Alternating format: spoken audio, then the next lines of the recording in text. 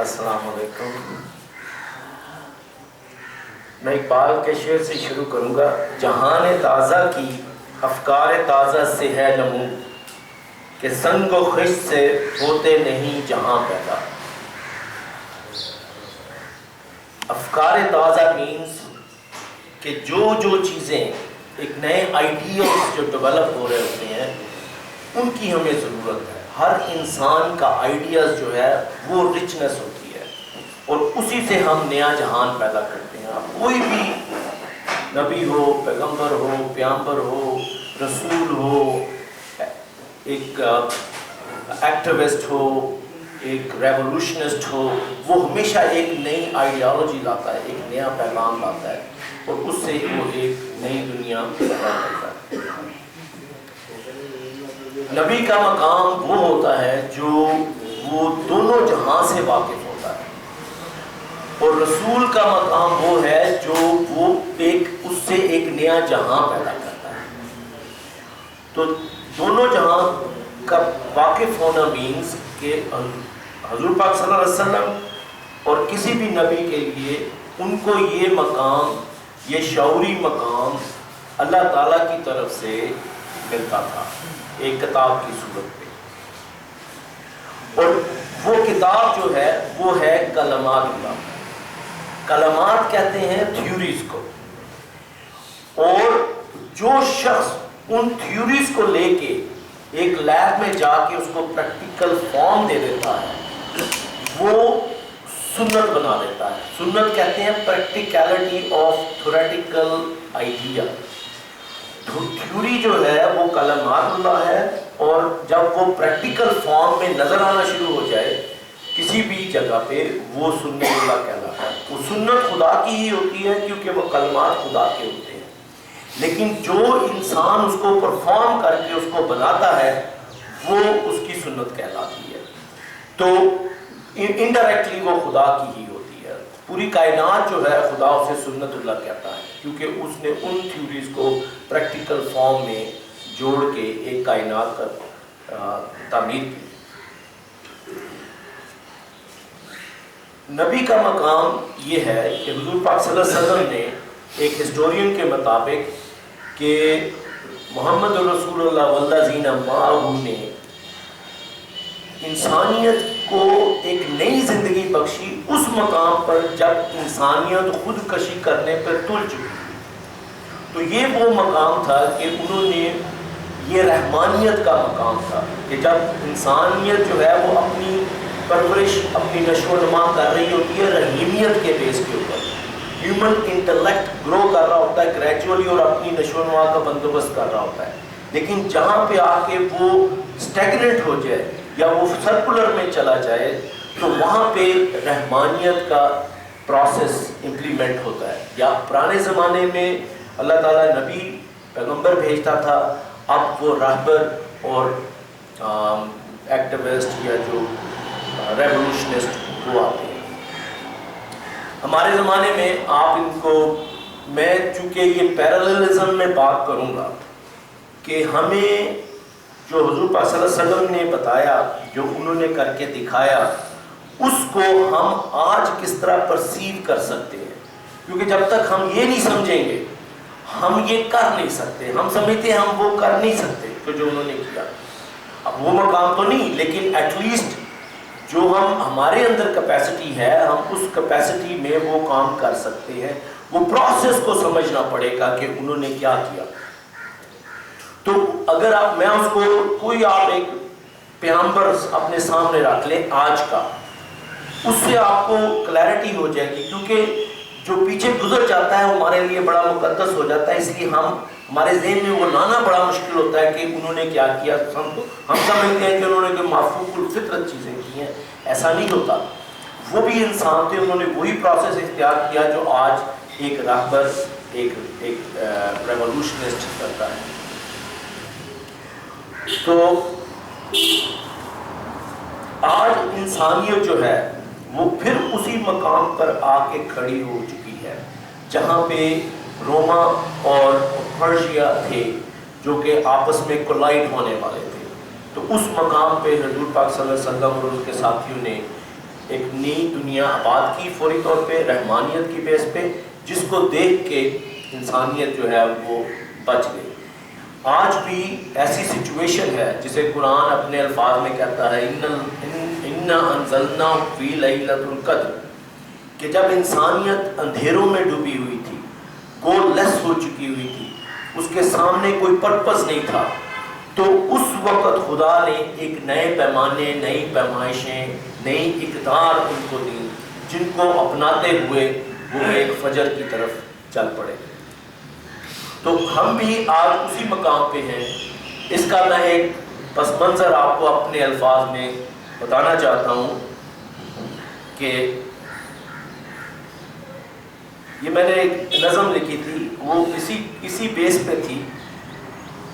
تو اس میں میں نے کہا کہ جگ وچ پھر انھیر پیا چھاندا، حق نو چھڑیاں مدتاں ہوئیاں۔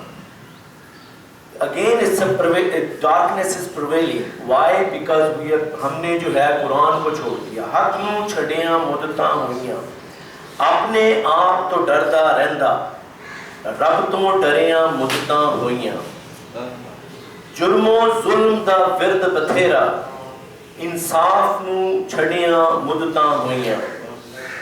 ویلی جٹی ان پئی ویلے، قوم نو ستیاں مدتاں ہوئیاں، because there is no innovation۔ ساڈے ساواں تے نہ جانا، ساڈے ساواں تے نہ جانا، سانو مریاں مدتاں ہوئیاں۔ صوم و صلات تے حج زکات، عملہ کیتیاں مدتاں ہوئیاں۔ حمد و نعت دا ورد بتھیرا، حمد و نعت دا ورد بتھیرا، حامد بنیاں مدتاں ہوئیاں۔ تو یہی سچویشن ہے جو اب پرویل کر رہی ہے کہ یہ ساری چیزیں چینج ہو چکی ہیں، ہر چیز الٹ پلٹ ہو چکی ہے۔ تو اس کے اندر ابھی جو سچویشن ہے اس میں جو وہی تین پاورز جو تھیں جسے قرآن پیش کرتا ہے، فرعون کے نام سے، حامان کے نام سے اور قارون کے نام سے، وہ اس وقت پھر اسی طرح پرویل کر چکی ہوئی ہیں اور انسانیت کو جکڑ کے رکھا ہوا ہے۔ تو اس کا بھی ایک میں پس منظر اپنی ہی الفاظ میں بیان کر دیتا ہوں۔ وہ بھی پنجابی کی وہ ہے ایک نظم، اس سے اندازہ ہوگا کہ پھر اگر یہ سچویشن ہے تو ہمیں کرنا کیا ہے۔ پھر میں اس پروسیس کی طرف آؤں گا۔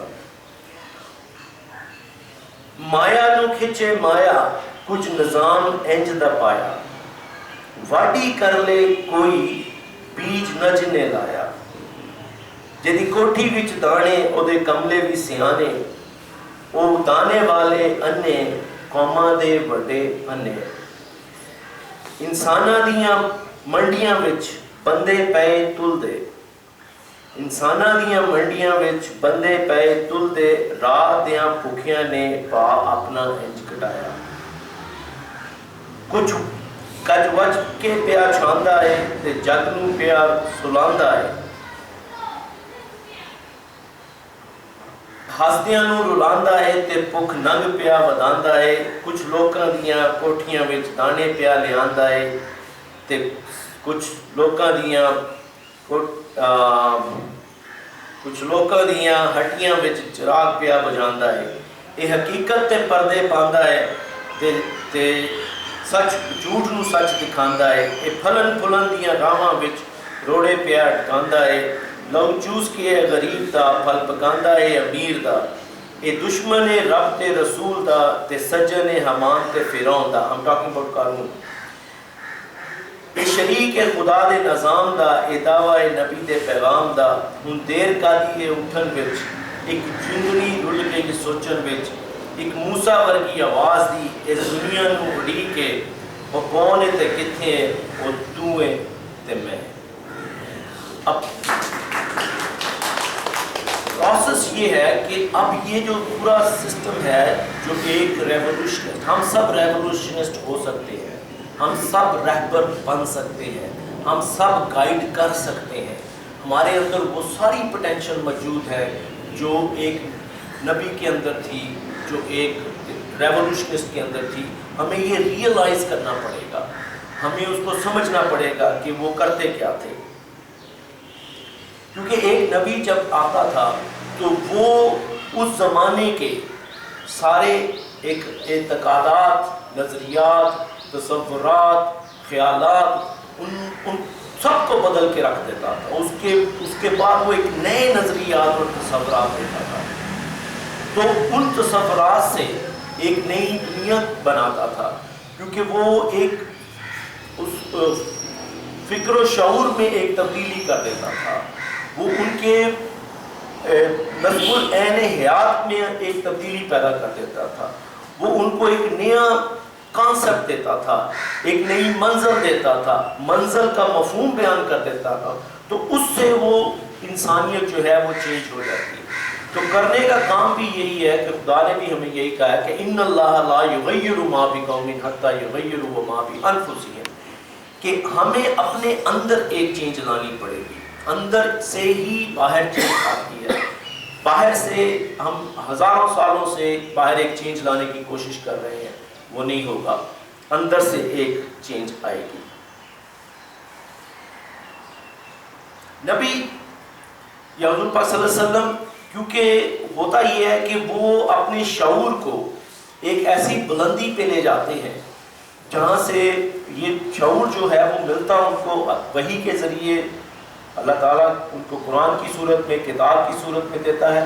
لیکن انسان جو ہے, کیونکہ جب وہ کتاب ہمیں مل جاتی ہے تو اسی کتاب سے ہم نے وہ شعور پیدا کرنا ہوتا ہے.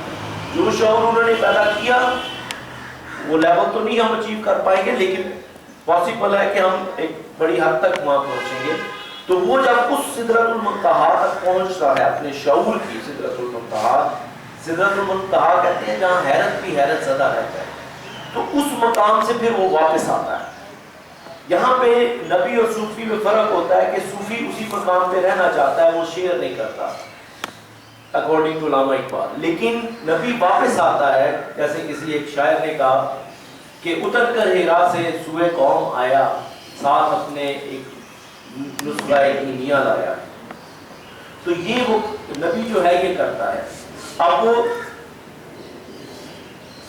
ایک حضور پاک کی حدیث بھی ہے کہ صحابہ کرام, حضور پاک نے کہا کہ ہر انسان کا ایک ابلیس ہوتا ہے.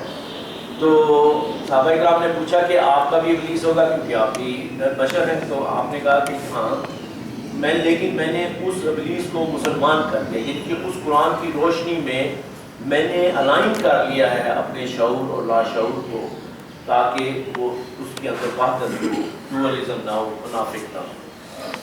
تو یہ ہم بھی کر سکتے ہیں. اب میں اس پروسیس کا طریقہ بتاؤں گا کہ یہ ہم کرتے کس طرح ہیں.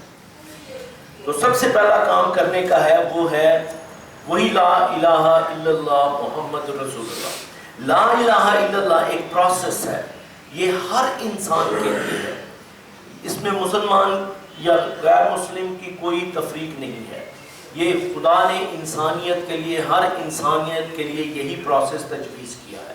پہلا جو سٹیپ ہے, پہلا سٹیپ ہے لا الہ, یعنی کہ اپنے خداؤں کو, اپنے بلیف کو, اپنے لاشعور کو شعور کے ذریعے چینج کر دینا. کیونکہ میں نے بتایا تھا کہ آپ کا لاشعور جو ہوتا ہے یہ آپ کا نہیں ہوتا, یہ آپ کی چوائس نہیں ہوتی. آپ کی چوائس شعوری ہے, اور شعور سے جو قرآنی شعور ہے, جب آپ قرآن کو سمجھتے ہیں, اس سے اپنے شعور کو بلند کرتے ہیں, اس سے پھر اپنے لاشعور کے اندر ایک چینج لاتے ہیں. اور یہ ہر انسان کر سکتا ہے. جو بھی انسان کریٹ کرنا چاہتا ہے وہ یہی پروسیس کرے گا, اس کے علاوہ کوئی اور پروسیس میں نے نہیں دیکھا. تو وہ اس پروسیس کو اپنے اندر پیدا کرتا ہے, اور وہ ایک شعور کے ایسے مقام پہ چلا جاتا ہے جہاں پہ آپ دیکھیں پروفٹ ایک طرف وہ اس کو ڈائریکٹ ملی یہ شعوری منظر خدا کی طرف سے قرآن ملا, لیکن ایک رہبر, ایک ریولوشنسٹ, آپ ایک علامہ اقبال کو دیکھ لیں, قائد اعظم کو دیکھ لیں, ماؤ زیدونگ کو دیکھ لیں, کارل مارکس, کسی کو ذہن میں رکھ لیں کہ انہوں نے یہ پروسیس کیسے کیا. تاکہ چونکہ آج ہمارے سامنے تھے یہ لوگ, اس لیے ہمیں یہ چیزیں سمجھ آ جائیں گی. تو سب سے پہلے یہ کہ وہ جو رہبر ہے, وہ جو پیغمبر ہے, وہ اس پروسیس کو اپنے اندر پیدا کرتا ہے. وہ ایک ہائر آئیڈیل کی تلاش میں ہوتا ہے, ایک ایسے جہان کی تلاش میں ہوتا ہے. آپ کارل مارکس کو ذہن میں رکھ لیں, ہم چونکہ اب اس کو پیرالل میں رکھیں. حضور پاک صلی اللہ علیہ وسلم نے اور باقی سب نبی جو انبیاء تھے انہوں نے بھی ایسے کیا. اب آپ اس کو اس طرح دیکھیں کہ جب وہ ایک ہائر آئیڈیل کی تلاش میں ہوتا ہے, وہ دنیا کو دیکھتا ہے, کہتا ہے کہ یہ بھی نہیں ٹھیک, یہ بھی نہیں ٹھیک, یہ بھی غلط, وہ بھی غلط, تو اس کے اندر بہت زیادہ کوشچنز ہوتے ہیں. وہ ایک خاص آئیڈیل کی تلاش, آئیڈیل سوسائٹی کی تلاش میں ہوتا ہے. اور وہ کوئی بھی ہو سکتا ہے, آپ میں سے کوئی بھی ہو سکتا ہے, جو سوچتا رہے گا کہ میں اس کو کس طرح چینج کروں, اس دنیا میں کس طرح ڈینٹ ڈالوں, وہ یہ کرتا ہے. تو وہ اپنے اندر ایک شعور میں ایک بہت بلندی پہ جاتا ہے, پڑھتا ہے, راتوں کو جاگتا ہے, روتا ہے. اس سے وہ ایک ایسا پوائنٹ پہ پہنچتا ہے جہاں پہ وہ اس شعور کو پا لیتا ہے, جس سے وہ اپنے لاشعور کی نفی کرتے ہوئے اس کو سامنے رکھتا ہے. اور اس آئیڈیل کو پھر جب یہ پہلا سٹیپ وہ اچیو کرتا ہے کہ وہ ہائر آئیڈیاز جو ہے وہ اس کو مل جاتا ہے. اور یہ حقیقت ہے کہ قرآن میں بھی ہے کہ وَوَجَدَكَ ضَالًا فَهَدَىٰ, کہ ہم نے تجھے تلاش حقیقت میں سرگرداں پایا اور تمہیں ہدایت مل گئی. تو جو انسان بھی, یہ حضور پاک کے لیے ہے لیکن یہ ہر انسان پہ یہ لا اپلائی ہوتا ہے. جو انسان بھی حقیقت کی تلاش میں نکلے گا, راتوں کو بیٹھے گا, کمپیوٹر کھولے گا, کتابیں پڑھے گا, یقین کرے اس کو یہ ضرور ملتا ہے. اور یہی طریقہ ہے, اس کے علاوہ کوئی طریقہ نہیں ہے. کوئی سوتا ہوا, جو سونے والے اور جاگنے والے میں فرق ہے, اندھے اور آنکھیں رکھنے والے میں فرق ہے. اس کا مطلب یہی ہوتا ہے کہ جو یہ کرے گا اس کو ملے گا, جو نہیں کرے گا اس کو نہیں ملے گا. ممکن نہیں ہے کوئی اور طریقہ. تو جب وہ یہ پہلا پروسیجر کر لیتا ہے تو اس کے بعد دوسرا قدم اس کا کیا ہوتا ہے, وہ ہے حضور پاک صلی اللہ علیہ وسلم والا والذین, محمد رسول اللہ والذین معہ. مینز کہ وہ, اب ذہن میں کارل مارکس رکھیں, ایک طرف حضور پاک صلی اللہ علیہ وسلم کو رکھیں, ٹھیک ہے. وہ رائٹ اوے ایسے کمپینین بنانا چاہتا ہے جو اس کے ہم خیال ہوں, ہم آہنگ ہوں.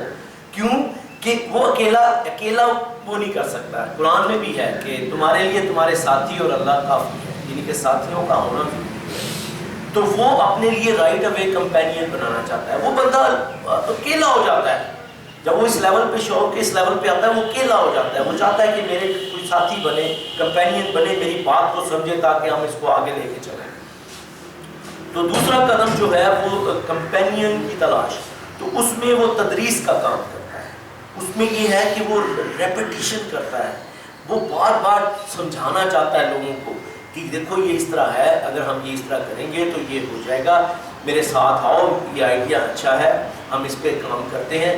پہلی دفعہ میں ہیومن سائیکالوجی میں کہتے ہیں کہ آپ کو 20-25% بات سمجھ آئے گی, اور جیسے جیسے آپ اس کو ریپیٹ کرتے جائیں گے تو یہ بات آپ کے دلوں میں جانا شروع ہو جائے گی. جب دل میں جانا شروع ہوتی ہے, قلب کا مطلب ہی تبدیلی ہوتا ہے, تبدیلی آتی ہی قلب سے ہے. مائنڈ سے سمجھنا, اس کو کلیئرٹی میں لانا اور پھر قلب میں اتارنا, ان دونوں کا جو کمبینیشن ہے وہ آپ کو اس لیول پہ لے کے آئے گا. تو بار بار یہ ریپیٹیشن سے جب ہم یہ کریں گے تو اس سے ہم وہ کمپینین جو تھے, قرآن میں بھی ہے کہ اللہ تعالیٰ نے کہا کہ تمہارے کمپینین اس طرح تھے جیسے دو بادل کے ٹکڑے آپس میں ملے ہوئے ہوں, لگتا ایک ہے لیکن وہ دو ہے. کارل ینگ نے ہیومن سائیکالوجی میں یہ کہا ہے کہ if two people think alike, اگر دو لوگ ایک ہی طرح سوچنا شروع کر دیں, they can connect, وہ آپس میں مل سکتے ہیں. once they connect they can react, اور جب وہ مل جاتے ہیں تو ان میں ایک ریئیکشن ہوتا ہے, اور once they react they transform, اور جب وہ ریئیکٹ کرتے ہیں تو وہ ٹرانسفارم ہو جاتے ہیں. وہ اب دو نہیں رہتے, نہ وہ 11 ہوتے ہیں, وہ ایکسپونینشلی ان کی پاور ہائی ہو جاتی ہے. تو یہ ہیومن سائیکالوجی میں بھی یہی ہے کہ جب دو انسان ایک کمپینین ایک جیسے سوچ میں آ جاتے ہیں, وہ ان کی پوٹینشیل انبلیویبل ہو جاتی ہے. تو اسی لیے اس دنیا کے اندر وہ کہتے ہیں نا کہ ستیزہ کار رہا ہے ازل سے تا امروز, چراغ مستوی سے شرار بولا, جو اپوزٹ فورسز ہوتی ہیں وہ اسی لیے ڈویژنس کریٹ کرتی ہیں ڈیوائڈ اینڈ رول کے بیسس کے اوپر. ان کے اندر کلر، ریس، نیشن، یہ ساری جو ہیں لینگویجز، ان سے ڈویژنس کریٹ کرتی رہتی ہیں تاکہ دو ہیومن آپس میں مل نہ پائیں. یہ فرقہ بازی، یہ ریلیجنز، یہ سارا وہ آپ کو ڈیوائڈ کر کے رکھتے ہیں تاکہ آپ دو انسان ایک جیسی سوچ نہ ہو جائے. ایون آپ کے سائیکولوجیکل لیول کے اوپر گھروں میں ایک ہی ٹی وی ہوتا تھا اور ہم سب بیٹھ کے دیکھتے تھے، ساری فیملی بیٹھی ہوتی تھی، فیملی جڑی ہوتی تھی اور سب بیٹھ کے دیکھتے تھے. اب انہوں نے اس کے اتنے چینل کر دیے ہیں کہ بچہ کہتا ہے میں نے گیم دیکھنی ہے، بیوی کہتی ہے میں نے ڈرامہ دیکھنا ہے، میاں کہتا ہے میں نے نیوز دیکھنی ہے. تو وہ آپس میں لڑ پڑتے ہیں کہ چاہو ایک نیا ٹی وی لے لو، نیچے جا کے بیٹھ کے. یعنی کہ اس لیول تک ڈویژن جو ہیں وہ ہمارے اندر آ جاتی ہے نہ چاہتے ہوئے. جب وہ کمپینین بن جاتے ہیں، اب وہ اس کا طریقہ، اگلا طریقہ یہ ہے اذان کا. پہلے تھا لا الہ الا اللہ، پھر اس کے بعد تدریس کا، پھر وہ اذان کا. اب اذان ہے کیا؟ جب ایک ریولوشنسٹ ایک آئیڈیا لے کے آتا ہے تو وہ چونکہ وہ آئیڈیاز ایک تو نہیں ہوتا، وہ تو بار بار آئیں گے اس کی امپلیمنٹیشن کے لیے. تو قرآن میں بھی چونکہ اللہ تعالیٰ نے حضور پاک کو 23 سال کے اندر وہ آئیڈیاز دیتا تھا، نئے آئیڈیاز، رائٹ. تو جیسے ہی وہ آئیڈیا آتا تھا تو وہ کیا کرتے تھے، وہ کال کرتے تھے. وہ کال کرتے تھے اپنے کمپینینز کو. آج ہم واٹس ایپ کریں گے، ٹھیک ہے نا، ہم جتنے بھی ہمارے جو ایک سوچ کے ہوں گے ہم ان کو واٹس ایپ کریں گے کہ فلانے کیفے میں آ جاؤ، ایک آئیڈیا آیا. کس لیے آیا؟ حی علی الصلاح، حی علی الفلاح، کہ تاکہ ہم بیٹھ کے کوئی صلاح اور انسانیت کی فلاح کے لیے کوئی کام کر سکیں. تو وہ آئیڈیاز جو ہیں وہ اس کے لیے بار بار کال کرتا ہے. جس وقت بھی میرے ذہن میں آئیڈیا آئے گا تو ہم کہیں گے آ جاؤ دوبارہ کیفے میں ملتے ہیں یا مسجد میں ملتے ہیں، جو بھی ایک آپ کانگریگیشنل پلیس بنا لیتے ہیں اس میں آ کے وہ آئیڈیا ڈسکس کیا جاتا ہے. یہ اذان کا جو کانسیپٹ ہے اس کو اگر آپ اس طرح رکھیں گے، یہ is to call to the companions who understand the same thing. تو یہ اس کا تیسرا سٹیپ ہے. چوتھا سٹیپ جو ہے وہ ہے وضو کا. اب ہم اس کو میں تھوڑا سا اس لیے ایکسپلین کرنا چاہتا ہوں کہ یہ چیزیں ہم جب بیک گراؤنڈ پیچھے چلے جاتے ہیں، جو چیزیں پرانی ہو جاتی ہیں سم ہاؤ مقدس ہو جاتی ہیں. حالانکہ ایسا کوئی کانسیپٹ نہیں تھا یہ کہ ہوا یہ تھا کہ جب حضور پاک صلی اللہ علیہ وسلم نے یہ آئیڈیاز دینا شروع کیے تو ان کی محفل میں لوگ آتے تھے. وہ عرب تھے، بدو تھے، جاہلیت کا زمانہ تھا، صحرا تھا، ہر وقت ریت اڑتی رہتی تھی، تو شیو وہ کرتے نہیں تھی، داڑیاں تھی تو ان میں مٹی پھنسی ہوتی تھی، کسی کے کان میں مٹی، کسی کے ناک میں مٹی، پاؤں میں، ہاتھوں میں. تو وہ جب کانگریگیشن میں آ جاتے تھے تو وہاں بیٹھ کے وہ یہ ادھر یہ ساری صفائیاں کر رہے ہوتے تھے. تو جب وہ کرتے تھے اس سے دوسرے بھی ڈسٹرب ہوتے تھے اور وہ خود بھی اس بات کو سمجھنے سے قاصر ہو جاتے تھے کہ جب آپ اگر ایک بات سن رہے ہیں، کچھ اور بھی کام کر رہے ہیں تو آپ کی اٹینشن ڈیوائیڈڈ ہوتی ہے اور اس سے آپ کو بات کلیئرٹی نہیں آئے گی کبھی بھی. اس لیے انہوں نے کہا تھا کہ یہ پروسیس جو ہے قرآن کو یہ بتانا پڑا کہ ان کو کہو کہ جب یہ کسی بھی محفل میں آئیں تو یہ پریزنٹیبل ہو، یہ اپنی صفائی کر کے آئیں. مینس کہ اپنی جو ظاہر ہے وہاں پہ جو ناک کان میں مٹی تھی تو وہ ان کو صاف کر کے، وہ یہ پروسیس اس کے لیے تھا. آج کے دور میں اگر آپ اس کو دیکھیں تو آپ کسی بھی میٹنگ میں جانا ہو، کسی بھی کانگریگیشن میں جانا ہو، you have to be presentable. ٹھیک ہے نا، آپ صبح نہائیں گے، دانت صاف کریں گے، اس کے بعد نئے کپڑے پہنیں گے. یہ ضروری ہے کیونکہ آپ کسی محفل میں بیٹھے ہیں اور آپ سے اسمیل آ رہی ہے، اگلا بندہ بادر ہوتا ہے، وہ اس چکر میں سوچ رہا ہوتا ہے، وہ بات نہیں سن رہا ہوتا. تو یہ وضو جو ہے یہ ایک پروسیس تھا. اس کو اس طرح بھی ذہن میں رکھیں کہ یہ ایک ٹائم پیریڈ دیا جاتا ہے. کسی بھی کانگریگیشن کے لیے ایک ٹائم پیریڈ دیا جاتا ہے کہ کل ہم نے ایک جگہ ملنا ہے مسجد میں یا ایک کیفے میں، پلیز وہاں پہ آپ ٹائم پہ آ جائیں اور بی پریزنٹیبل. اس ٹائم پیریڈ کو کہتے ہیں anticipation to participate in a congregation. یہ اینٹیسپیٹری ٹائم جو ہوتا ہے یہ اس لیے دیا جاتا ہے کہ آپ اس میٹنگ کے بارے میں سوچنا شروع کر دیں. اچھا میں نے کل میٹنگ میں جانا ہے, پھر آپ شیو کر رہے ہیں, گنگنا رہے ہیں, ساتھ میں کہہ رہے ہیں اوکے میں آج یہ بات کرنا چاہوں گا, آج یہ میں اپنا مائنڈ اس میں ایڈ کرنا چاہوں گا, میں نے یہ کویشچن کرنا تھا لاسٹ ٹائم مجھے سمجھ نہیں آئی. تو now you are questioning and having a lot of question جو آپ نے اس میٹنگ کے اندر ڈسکس کرنے ہیں. ہماری طرح نہیں کہ جمعے کی اذان آئی, ہم کام کر رہے ہیں, شٹر نیچے کیا, بھاگے اور نیچے ہوئے اور واپس آ گئے. آپ نے تو پارٹیسپیٹ ہی نہیں کیا, آپ نے تو بات پہلے تو سمجھی نہیں, دوسرا اس میں کوئی پارٹیسپیشن نہیں کی, نہ کوئی ہم کنسلٹیٹری ورک ہوا, نہ کوئی امر شورا بینہ ہوا. ہم بھاگے گئے بھاگے آئے, اس کا کیا فائدہ ہوا؟ ہم نے تو کچھ نہیں کیا. تو اس لیے یہ ایک پیریڈ دیا جاتا ہے تاکہ آپ پریپیئر ہوں اس میں پارٹیسپیٹ کرنے کے لیے. ہم نے جا کے وہاں بیٹھنا نہیں ہے, ہم نے جا کے پارٹیسپیٹ کرنا ہے, اور بھی آپ کو پریزنٹیبل ہونا چاہیے تاکہ ہر انسان جو وہاں خوشگوار ماحول میں رہے. یہ تھا اس کا پروسیس. تو یہ چوتھا پروسیس ہے. پانچواں پروسیس ہے جسے ہم نماز کہتے ہیں. نماز تھی کانگریگیشن. اب وہ ایک پلیس کے اوپر کانگریگیشن ہے, کانگریگیشن جہاں پہ حضور پاک صلی اللہ علیہ وسلم نے مسجد نبوی میں آپ کو بلایا اور آپ نے پریزنٹیبل ہو کے وہاں اپنے آئیڈیاز شیئر کرنے ہیں ان کے ساتھ. کیونکہ زیادہ برین اللہ تعالیٰ نے اسی لیے کہا تھا کہ یہ پروسیس کرو, ایون دو تمہیں پتہ ہے, لیکن اس سے ان کی اہمیت بڑھ جاتی ہے, وہ اپنے آپ کو امپورٹنٹ سمجھتے ہیں. اگر آپ کہیں گے یار مجھے اب تھوڑا سا تم بھی گائیڈ کرو, تم بھی گائیڈ کرو, تو یو فیل امپورٹنٹ. تو وہ اس سے صحابہ کے دل بڑھ جاتے تھے کہ یہ ہماری بھی رائے لینا چاہتے ہیں, حالانکہ وہ خود بھی کر سکتے تھے. تو یہ کنسلٹیٹری ورک جو ہوتا ہے یہ بہت ضروری ہوتا ہے. تو جب وہ اس کانگریگیشن میں جاتے تھے تو ہوتا کیا تھا, حضور پاک صلی اللہ علیہ وسلم کو جو آیات آتی تھیں وہ ان کو ریسائٹ کرتے تھے. وہ ان کی لینگویج تھی, قرآن کی لینگویج عربک تھی, عرب کی لینگویج عربک تھی.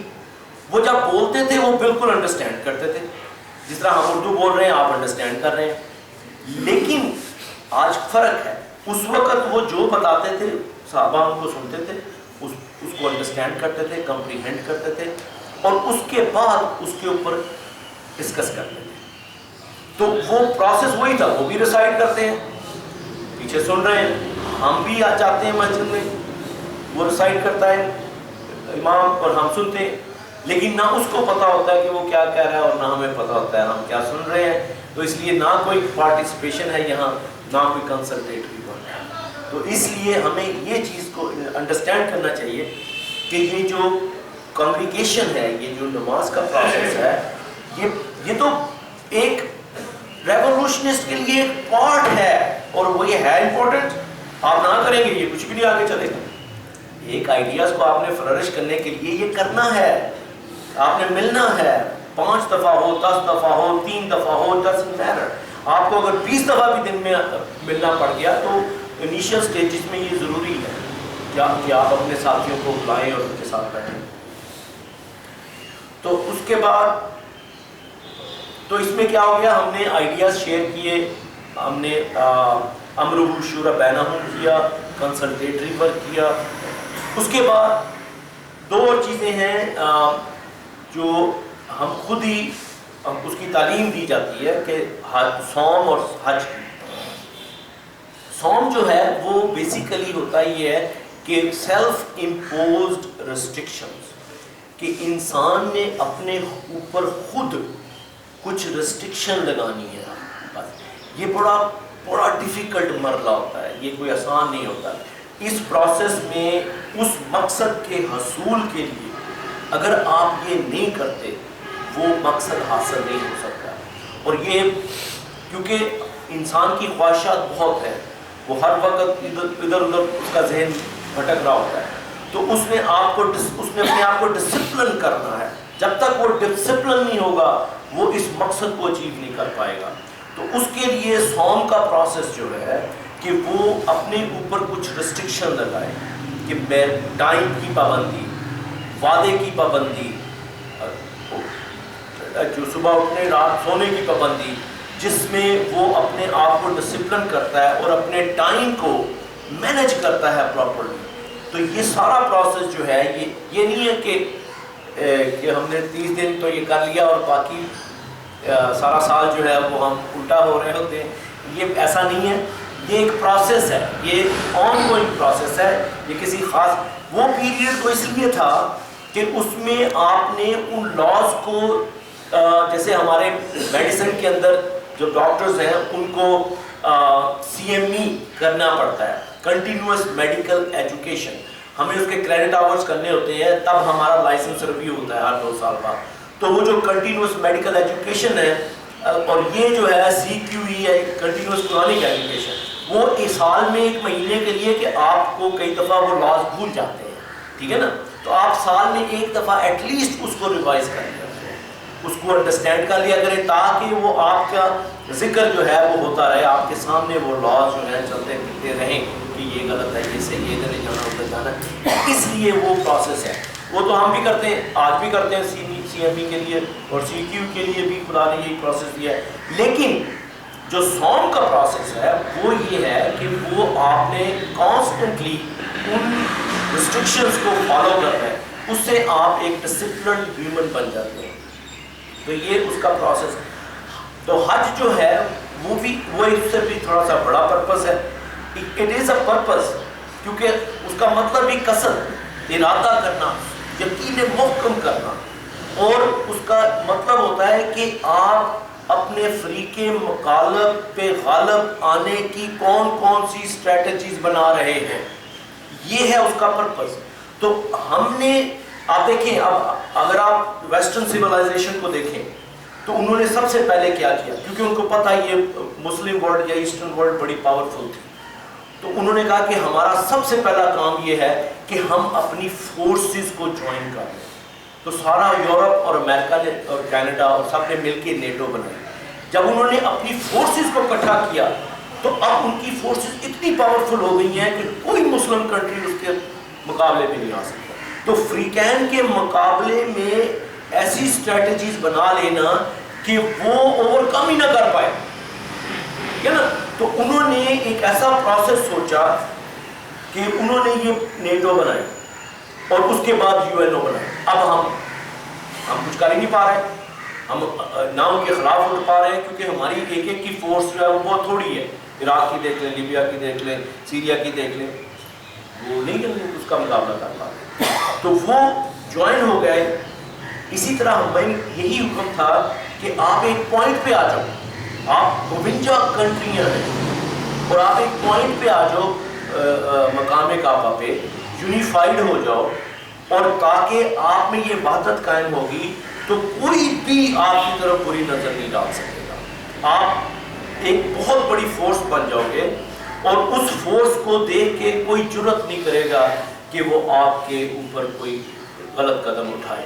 اور وہاں پہ آپ نے یہ اسٹریٹجیز بنانی تھی, آپ نے وہاں اپنی فورسز کو شیئر کرنا تھا, وہاں پہ اپنی اکانومی کو شیئر کرنا تھا, تاکہ ہم اتنی بڑی اکانومی بن جائیں, اتنی بڑی فورس بن جائیں کہ کوئی ہمیں تنگ ہی نہ کر سکے. تو یہ جو کانسیپٹ تھا کہ ایسی اسٹریٹجیز بنانا جس سے دوسرا جو ہے وہ اس کو ہم کنٹرول میں رکھیں اور خدا کا جو نظام ہے اس کو مینٹین کر سکیں. لانا بڑا ایزی ہے, کسی بھی اسٹرکچر کا, کسی بھی سوسائٹی کا, کسی بھی آئیڈیا کا لانا کوئی کام نہیں ہوتا. خدا نے بھی کہا ہے کہ اذا جاء نصر اللہ والفتح ورأیت الناس یدخلون فی دین اللہ افواجا, یہ سارا ہو گیا, فوج پر آ گئے لوگ, لیکن اس کے بعد فسبح بحمد ربک واستغفر, یہ ہے اصل کام. عمران خان 5 سال تقریریں کر رہا ہے, سو رہا ہے, کھانے کھا رہا ہے, لوگوں سے مل رہا ہے, that was so easy. جب آپ اس اندر آ گیا اب اس کو پتا چلا کیا کرنا ہے. تو یہ ہر لیڈر کے لیے ایسا ہے. تو پوائنٹ وہ ہوتا ہے جہاں پہ اب رسپانسبلٹیز آپ کے اوپر آ گئی ہیں, اب اس کو مینٹین کیسے کرنا ہے. کئی بلڈنگ بنا لیں, اس کی مینٹیننس آپ جان دیکھیں کسی بلڈنگ کی مینٹیننس نہیں ہے, بنی تو بڑی خوبصورت تھی. تو مینٹیننس جو ہے اس میں فسبح بحمد ربک واستغفر, وہاں پہ ہوتا ہے یہ پروسیس کہ آپ کو اپنی میکسیمم انرجیز کو یوٹیلائز کرتے ہوئے اس کو مینٹین کرنا ہوتا ہے, اور ہر غلط عمل جو ہے, ہر باہر کا شر جو ہے اس سے بچنا ہوتا ہے. تو یہ اس کا پروسیس ہے. 7واں 8واں قدم جو طریقہ یہ ہے کہ اس کے بعد ہم نے پولیٹیکل اینڈ اکنامکل، جسے ہم صلاح اور زکوٰۃ کہتے ہیں، کہ ہم اپنے اندر وہ آئیڈیاز، پولیٹیکل مینز ہوتا ہے کہ آپ آئیڈیل جنریٹ کریں، ٹھیک ہے نا، کہ ہمیں اس کو کس طرح مینٹین کرنا ہے، کس طرح آگے بڑھانا ہے، کیا کیا اسٹریٹجیز ہونی ہے. تو یہ سارا جو پولیٹیکل اور اکنامکل، ہمیں اکنامکل اسٹرینتھ بھی مینٹین کرنی ہے اور پولیٹیکل اسٹرینتھ بھی مینٹین کرنی ہے.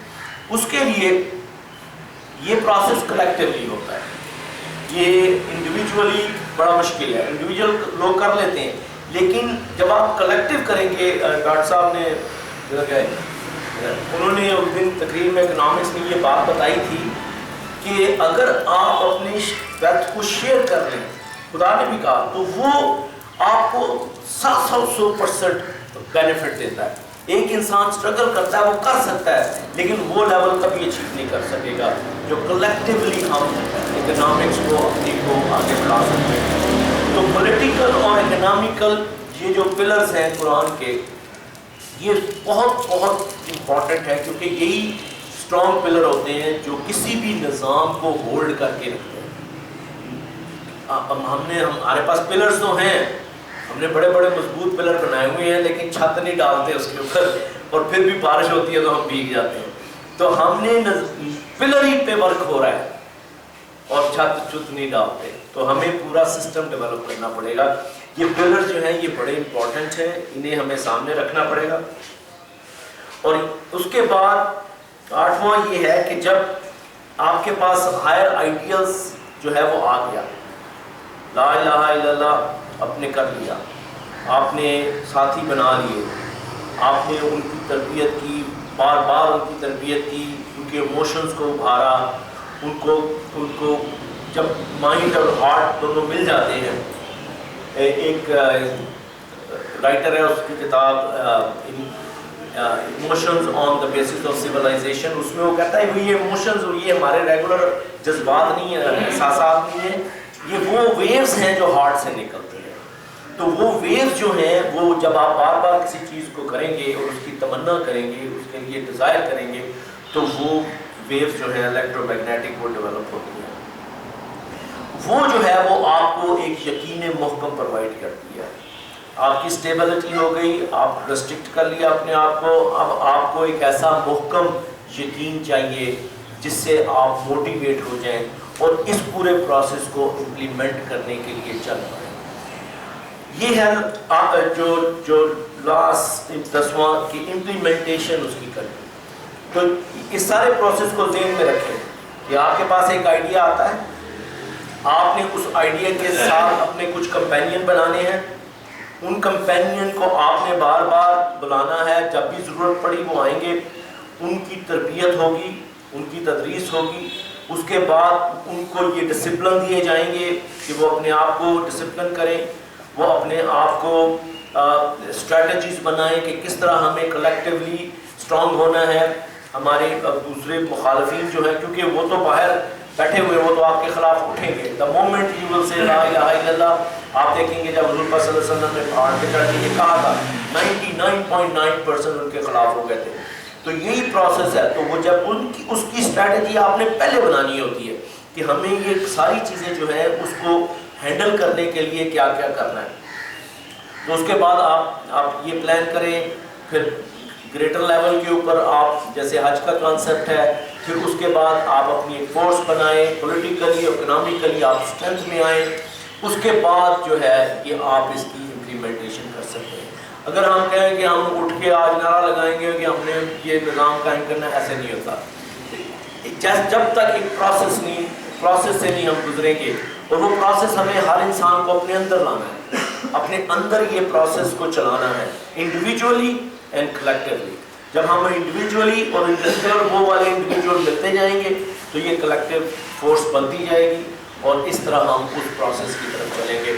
اور اس کے لیے ڈیفینیٹلی آپ کو لیڈر بھی چاہیے، آپ کو گائیڈنس بھی چاہیے. تو گائیڈنس ہمارے پاس موجود ہے.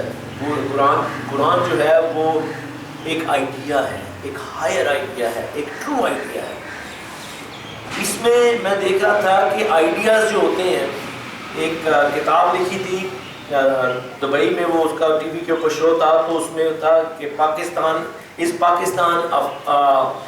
فیلڈ کنٹری، کہ پاکستان ایک فیلڈ کنٹری ہے، کیا پاکستان ایک فیلڈ کنٹری ہے؟ تو اس میں سب نے اپنے اپنے اوپینین دیے. تو اس میں ایک برٹش جرنلسٹ تھا، تو اس کی باری آئی تو اس نے کہا کہ میں نہیں سمجھتا کہ پاکستان ایک فیلڈ اسٹیٹ ہے.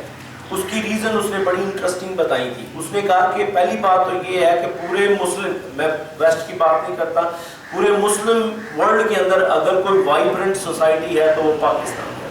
نمبر 2 جو اس نے موسٹ امپورٹنٹ بات بتائی، اس نے کہا کہ جس نیشن کے اندر فکری تحریکیں ہوں اس نیشن کو فیلڈ اسٹیٹ کہا ہی نہیں جا سکتا.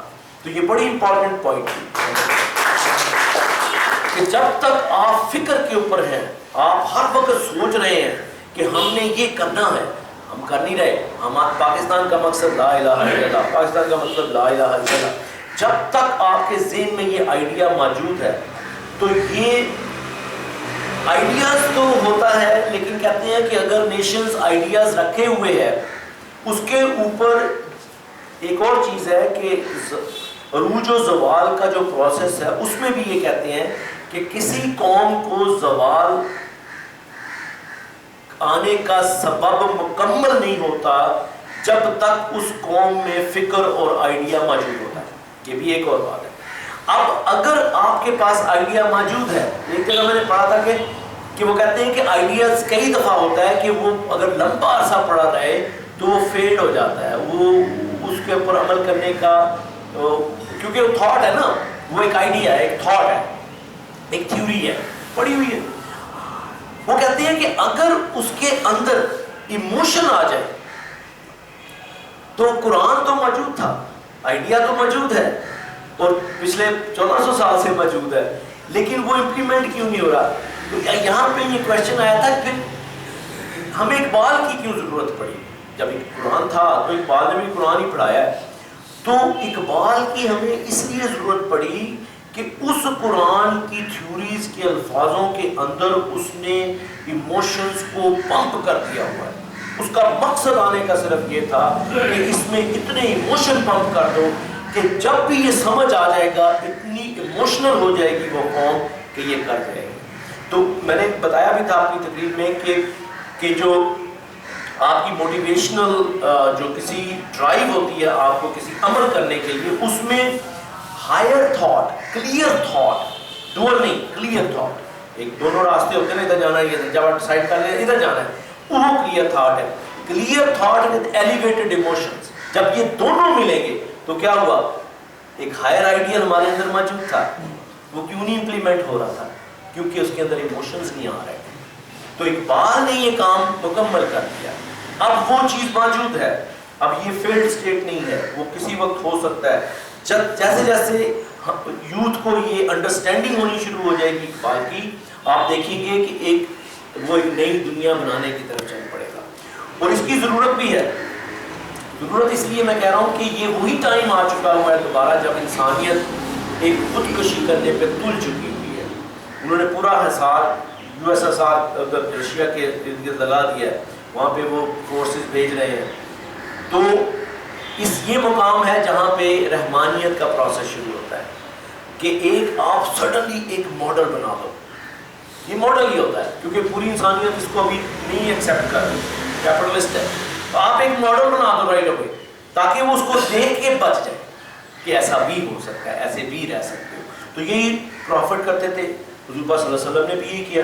جب وہ انسانیت خودکشی کرنے لگی تھی، انہوں نے رائٹ اوے رحمانیت کے پروسیس ہے، وحی کے پروسیس ہے، کیونکہ قرآن کہتا ہے نا الرحمن علم القرآن، کہ ہم نے قرآن کی تعلیم دے کے تمہیں امرجنٹلی نشو و نما دے دی. تو امرجنٹ نشو و نما کا طریقہ یہ ہوتا ہے کہ آپ ایک ایسا ماڈل بنا دو گا ان اقدار کے مطابق کہ باقی دنیا اس کو دیکھ کے کہے او ٹھہرو ابھی خودکشی کرنے کا ٹائم نہیں ہے، ہم یہ بھی کر سکتے ہیں، اس کو بنا سکتے ہیں.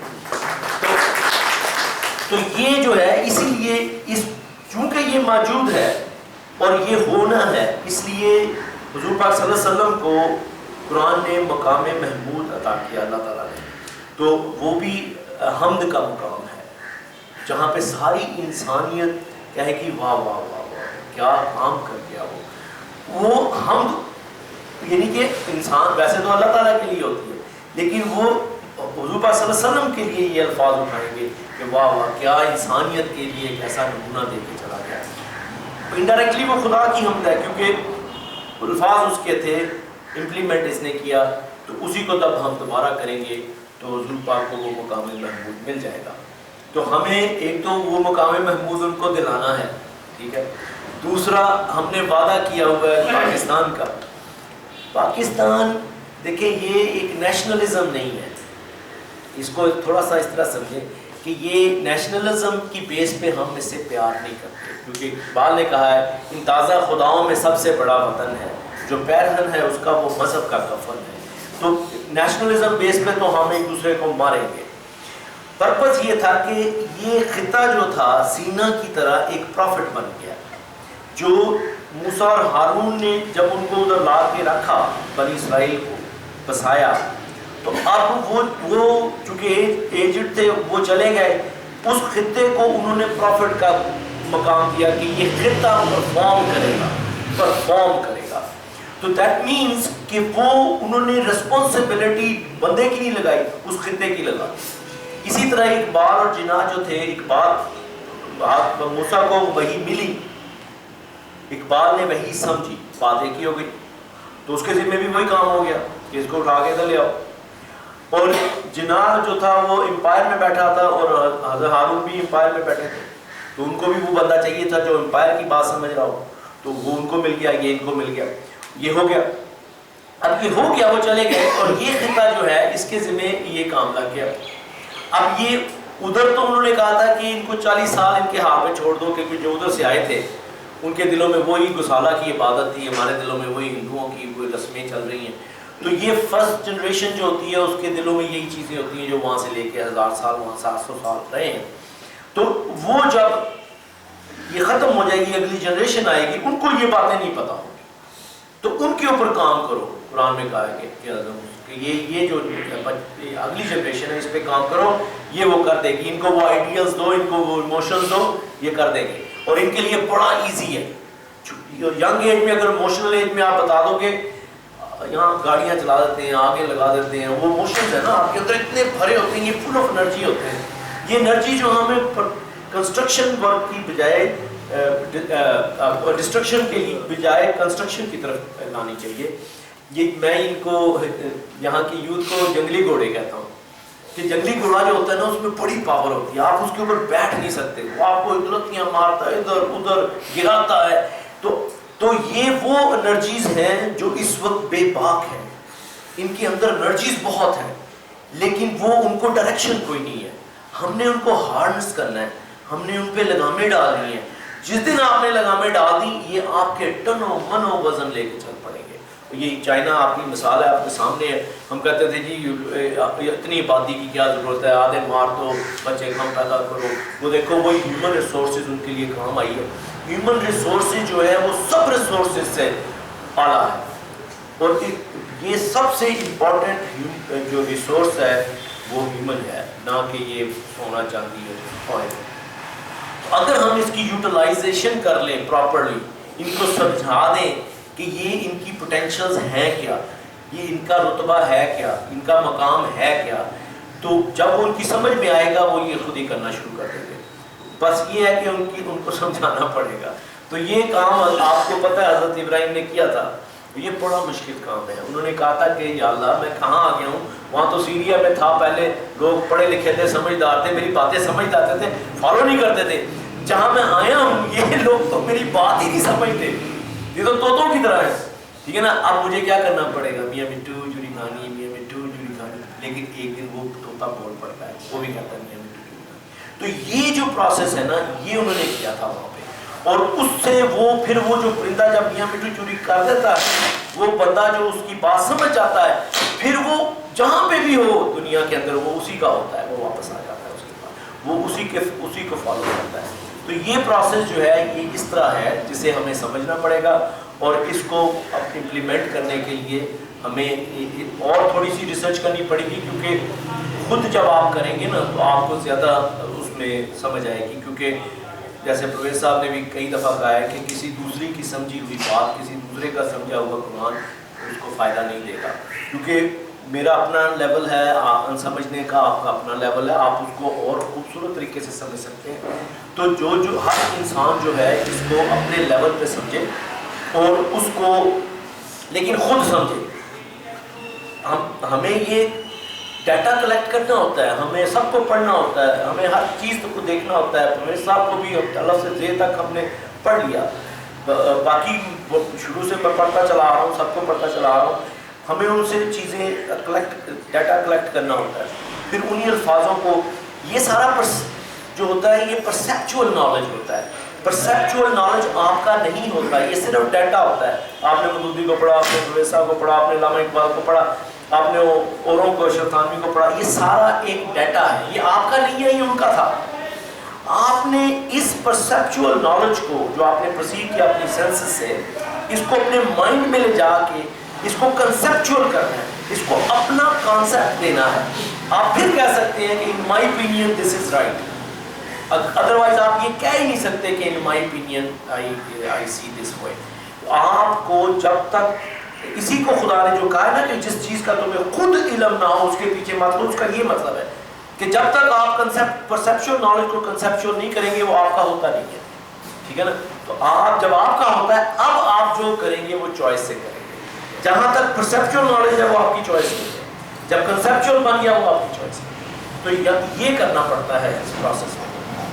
تو آئی تھنک آئی ہوپ کہ ہمیں تھوڑا سی انڈرسٹینڈنگ ہوئی ہے کہ ہمیں یہ پروسیس کو کس طرح, یہ جتنے بھی ریولوشنسٹ آئے ہیں, آپ کارل مارکس کو اٹھا کے دیکھ لیں, آپ ماؤ زے دونگ کو اٹھا کے دیکھ لیں, قائد اعظم کو اٹھا کے دیکھ لیں, انہوں نے بالکل یہی کیا. قائد اعظم میں کیا خوبصورتی تھی کہ اس کے اندر وحدت تھی, وہ جو کہتا تھا کرتا تھا. تو اس نے کیا کیا ہوا تھا, لا الہ الا اللہ, یعنی کہ اس نے اپنے کانشیس اور سب کانشیس کو الائن کر دیا. یعنی کہ وہ وہی کرتا تھا, اس کا سب کانشیس اس کے خلاف ہوتا ہی نہیں تھا. تو اس لیے جب یہ ہو جاتا ہے نا تو لوگوں میں ٹرسٹ پیدا ہو جاتا ہے. وہ انگریزی بول رہا ہے, 2 گھنٹے لوگ سن رہے ہیں, لیکن ان کو یقین تھا یہ جو کہتا ہے وہ کرتا ہے. تو دس از واٹ کنوینئر از. اس کے بعد جب وہ آگے چلتا ہے تو کمپینین بناتا ہے, پھر آگے چلتا ہے تو پھر وہ اب ان کی اسٹریٹجیز بناتا ہے, پھر ان کو لے کے چلتا ہے, پھر اسٹرانگ فورس بنتی ہے.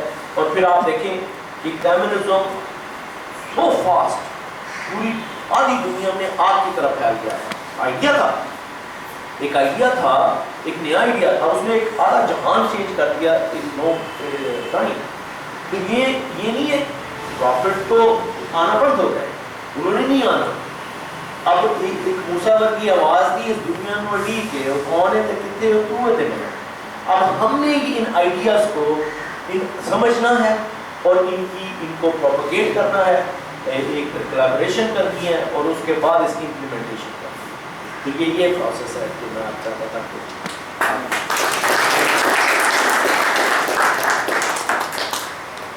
کوئی کوشچن. سنت کی یہ اسوہ حسنہ آپ نے شروع میں کہا تھا, سنت کا نبی صلی اللہ علیہ وسلم نے پریکٹیکل جو کیا وہ تو اسوہ حسنہ کہلائے گا. اسی لیے وہ سنت اللہ ہی رہتی ہے حقیقت میں. کیونکہ تھیوریز جو ہیں اگر خدا کی ہیں, اگر میں بھی ان تھیوریز کو آج ایک پرانی نظام معاشرہ قائم کروں گا, وہ معاشرہ جو ہے وہ سنت اللہ کہلائے گا. جیسے کائنات بنی تو خدا اس کو سنت اللہ کہتا ہے, کیونکہ جب لاز اور تھیوریز خدا کی ہوں گی نا تو وہ میرا نہیں ہو سکتا. میں نے اس کو چونکہ امپلیمنٹ کیا ہے, میرے اندر اتنی پاور تھی, حضور پاک صلی اللہ علیہ وسلم نے اس کو کر کے دکھا دیا. اس لیے وہ آپ نے صحیح کہا کہ وہ ماڈل بن گیا ہمارے لیے کہ دیکھو ایک انسان ان تھیوریز کو پریکٹیکل کر سکتا ہے تو کوئی انسان بھی کر سکتا ہے. تو وہ ہمارے لیے ماڈل ہے حضور پاک صلی اللہ علیہ وسلم کہ ہم ان کو فالو کریں اور ان کے سٹیپس کو دیکھیں کہ انہوں نے کس طرح کیا اور اسی طرح ہم بھی یہ امپلیمنٹ کر سکتے ہیں. تو یہ جو ہے یہ سنت اللہ تو جیسے میں نے کہا خدا کی ہی سنت ہے وہ, لیکن کرنے والا جو ہوتا ہے وہ اس کا ماڈل بنتا ہے کہ اس نے جو امپلیمنٹ کیا ہو.